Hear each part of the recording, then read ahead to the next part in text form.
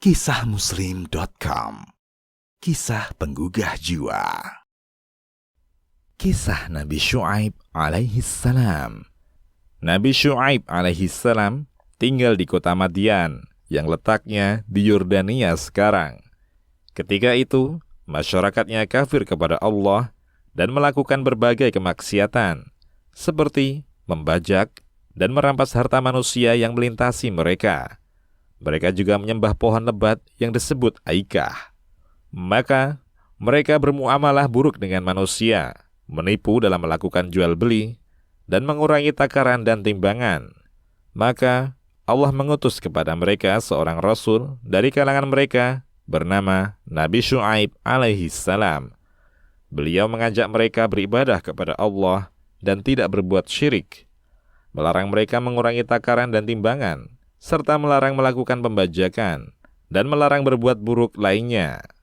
Nabi Syu'aib alaihi salam berkata kepada mereka, "Wahai kaumku, sembahlah Allah.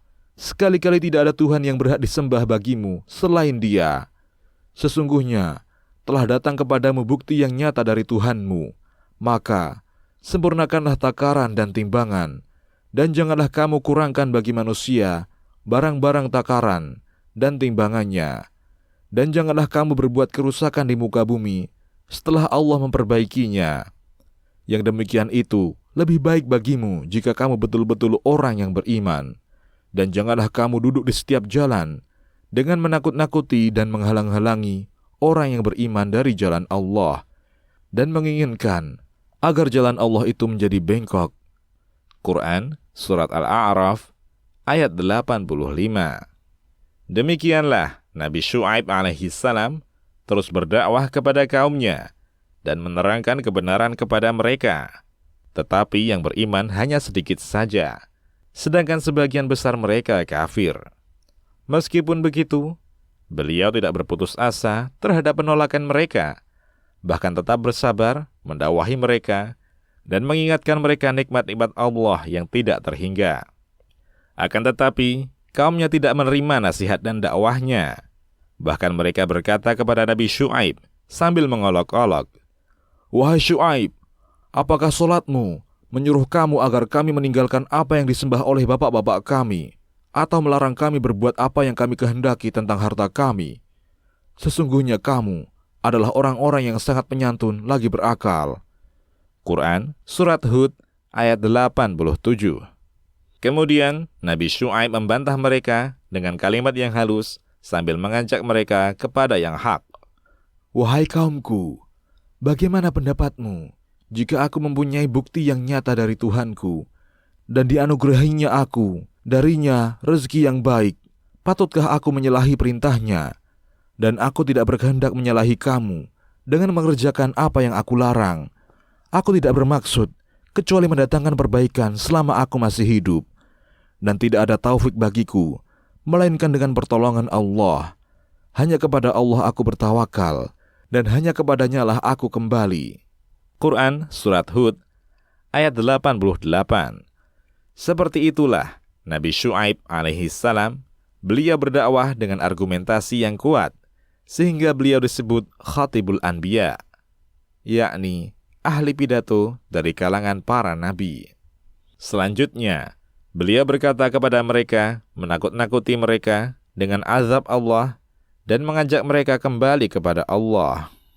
"Wahai kaumku, janganlah pertentangan antara aku dengan kamu menyebabkan kamu menjadi jahat, hingga kamu ditimpa azab seperti yang menimpa kaum Nuh, atau kaum Hud, atau kaum Saleh.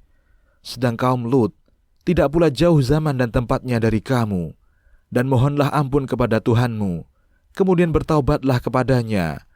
Sesungguhnya Tuhanku Maha Penyayang lagi Maha Pengasih." Quran Surat Hud ayat 89 hingga 90. Maka mereka mengancam akan menghukum beliau. Mereka berkata, "Wahai Syu'aib, kami tidak banyak mengerti tentang apa yang kamu katakan itu.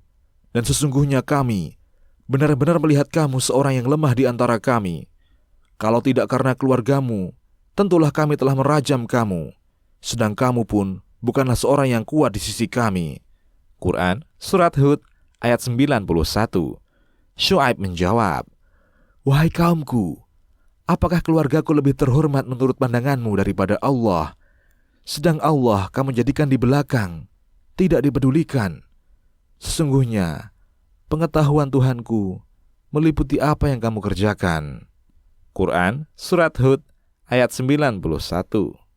Selanjutnya, Nabi Syuaib menakut-nakuti mereka dengan azab Allah jika mereka tetap di atas kesesatan dan kemaksiatan mereka. Tetapi kaumnya malah menjawab ancaman itu dengan mengancam beliau dan memberikan pilihan, mengikuti agama mereka atau pergi meninggalkan kota mereka bersama orang-orang yang beriman yang mengikutinya. Namun Nabi Syuaib dan orang-orang yang beriman bersamanya tetap teguh di atas keimanan mereka dan menyerahkan urusan mereka kepada Allah. Maka kaumnya menuduh beliau sebagai pesihir dan pendusta. Quran Surat Asy-Syu'ara ayat 185 hingga 186.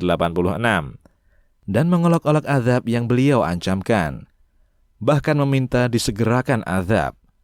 Para pemuka mereka juga berkata kepada yang lain, "Sesungguhnya jika kamu mengikuti Syuaib, tentu kamu menjadi orang-orang yang merugi." Quran Surat Al-A'raf ayat 90. Hingga akhirnya Nabi Syuaib alaihissalam berdoa kepada Tuhannya, "Ya Tuhan kami, berilah keputusan antara kami dan kaum kami dengan hak, adil, dan Engkaulah pemberi keputusan yang sebaik-baiknya." Quran Surat Al-A'raf ayat 89. Maka Allah Subhanahu wa Ta'ala menyuruh Nabi Syuaib alaihissalam agar keluar dari kota itu bersama orang-orang yang beriman, karena azab akan turun menimpa kaumnya. Setelah Allah mengirimkan kepada mereka cuaca yang begitu panas, yang membuat tanaman kering, sumur kering, dan susu hewan habis, maka orang-orang pun keluar mencari kesejukan. Lalu mereka menemukan awan hitam yang sebelumnya mereka kira sebagai hujan dan rahmat, sehingga mereka berkumpul di bawahnya. Kemudian ditimpakan kepada mereka bunga api yang membakar dan api yang bergejolak, sehingga membakar mereka semua. Bumi pun bergoncang, dan mereka ditimpa suara yang mengguntur yang mencabut nyawa mereka, sehingga mereka menjadi jasad-jasad yang mati bergelimpangan. Setelah kejadian itu, Nabi Syuaib meninggalkan mereka sambil berkata, "Wahai kaumku, sesungguhnya aku telah menyampaikan kepadamu amanat-amanat Tuhanku, dan aku telah memberi nasihat kepadamu. Maka, bagaimana aku akan bersedih hati terhadap orang-orang yang kafir?" Demikianlah Allah Subhanahu wa Ta'ala mengirimkan kepada mereka berbagai bentuk azab dan musibah karena sifat dan perbuatan mereka yang buruk. Allah timpakan kepada mereka gempa bumi sebagai balasan karena mereka mengancam akan mengusir Nabi Syuaib dan para pengikutnya. Quran Surat Al-A'raf ayat 91. Dia juga menimpakan suara yang mengguntur sebagai balasan atas olok-olokan mereka kepada Nabi mereka. Quran Surat Hud ayat 87. Dan dia juga menimpakan kepada mereka naungan awan yang daripadanya keluar bunga api sebagai jawaban atas permintaan mereka untuk ditimpakan azab berupa gumpalan dari langit. Quran Surat Asy-Syu'ara ayat 187 hingga 188. Allah menyelamatkan Nabi Syuaib alaihissalam dan orang-orang yang beriman bersamanya. Dia berfirman, "Dan ketika datang azab kami selamatkan Syuaib dan orang-orang yang beriman bersamanya dengan rahmat dari kami, dan orang-orang yang zalim dibinasakan oleh satu suara yang mengguntur. Lalu jadilah mereka mati bergelimpangan di rumahnya, seolah-olah mereka belum pernah berdiam di tempat itu.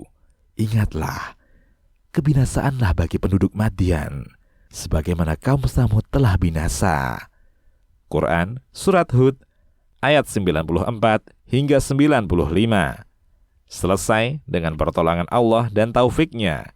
Wassallallahu ala nabiyyina Muhammad wa ala alihi wa sahbihi wasallam. Demikian, wallahu a'lam. Kisahmuslim.com, kisah penggugah jiwa.